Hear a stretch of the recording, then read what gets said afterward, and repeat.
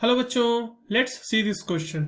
Draw cis and trans isomer of the following compound, also write their IUPAC names. आपके पास यहाँ एक given compound है, इसका आपको सिस और ट्रांस आइसोमर बनाना है और उसका नाम भी आपको IUPAC नेम भी उसका लिखना है। चलिए इस क्वेश्चन को सॉल्व करते हैं और सबसे पहले ये देखते हैं कि इस क्वेश्चन को सॉल्व करने के लिए हमें कौन से की कॉन्सेप्ट की जरूरत है। Now, in order to solve this question, you must be knowing about geometrical isomerism कि geometrical isomerism बनते कैसे हैं और उनका नेमिंग कैसे किया जाता है ना। तो geometrical isomerism कौन सा वाला, वही सिस और ट्रांस वाला। तो सिस आइसोमर होता है और ट्रांस आइसोमर होता है। सिस आइसोमर में क्या होता है ना कि जो सेम ग्रुप होते हैं वो सेम साइड पे होते हैं। Same group on same side अगर है तो हम बोलेंगे कि yes it is cis isomer.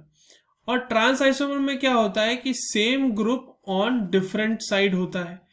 तो अगर ऐसा है तो वो ट्रांस आइसोमर हो जाएगा। ठीक है, अब चलिए आगे बढ़ते हैं और देखते हैं कि दूसरा हमें क्या एक चीज पता होनी चाहिए। दूसरी चीज जो हमें पता होनी चाहिए इस क्वेश्चन को सॉल्व करने के लिए वो है कि IUPAC नेमिंग कैसे करते हैं। ठीक है, अल्कीन्स की। अब अल्कीन्स की IUPAC नेमिंग करनी है तो उसमें सारे जो रूल्स होते हैं वो तो वही फॉलो होते हैं। पहले मेन चेन चूज करना है, सब्स्टिट्यूएंट की नेमिंग करनी है, एक से ज्यादा सब्स्टिट्यूएंट है तो अल्फाबेटिकली सीनियर देख लेना है। सब्स्टिट्यूएंट की नंबरिंग करने के लिए लोएस्ट लोकेंट रूल अप्लाई कर देना है ना। ये सारी चीजें फॉलो होती है। बस एक चीज इसमें एक्स्ट्रा आपको लगानी पड़ती है वो है इन सफिक्स लगाना पड़ता है फॉर ये बताने के लिए कि हाँ भाई ये कंपाउंड जो है ये अल्कीन है, तो वहां पे इन लग जाएगा with the number of position, with the number which is showing the position of double bond.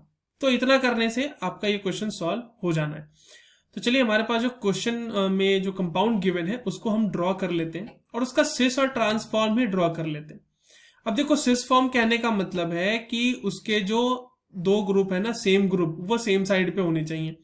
तो देखो हमने हाइड्रोजन को यहाँ पे सेम साइड पे रखा है, या आप तो आप हाइड्रोजन को देख लो या फिर क्लोरीन को देख लो, दोनों से ही आप पता लगा सकते हैं।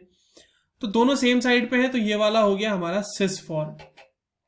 और अगर मैं इन्हीं को दोनों को डिफरेंट साइड पे ड्रॉ कर दूं, मतलब हाइड्रोजन ऊपर है इसका और क्लोरीन नीचे है, और इधर मैं क्लोरीन ऊपर कर दूं और हाइड्रोजन नीचे कर दूं, तो वो हो जाएगा ट्रांसफॉर्म।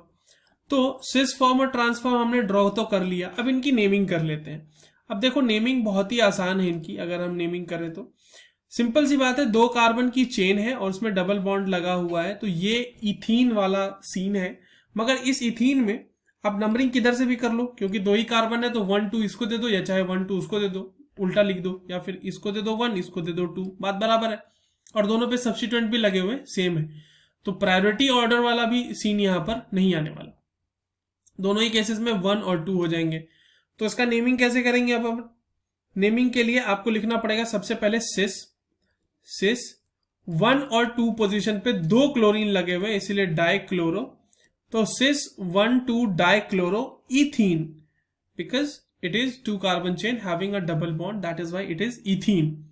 और इथीन में डबल बॉन्ड की पोजीशन को दिखाने का कोई सेंस नहीं है। दूसरा आ जाता है हमारा ट्रांस, तो ये हो जाएगा ट्रांस 1 2 डाइक्लोरो इथीन हो गया। ये भी नेमिंग कर ली हमने। So this is the answer for the given question, जहां पे हमने सिस ऑफ ट्रांसफॉर्म दोनों ड्रॉ कर लिया, ज्योमेट्रिकल आइसोमेरिज्म, और दोनों के नाम भी हमने लिख दिए। I hope you understood it well. All the very best.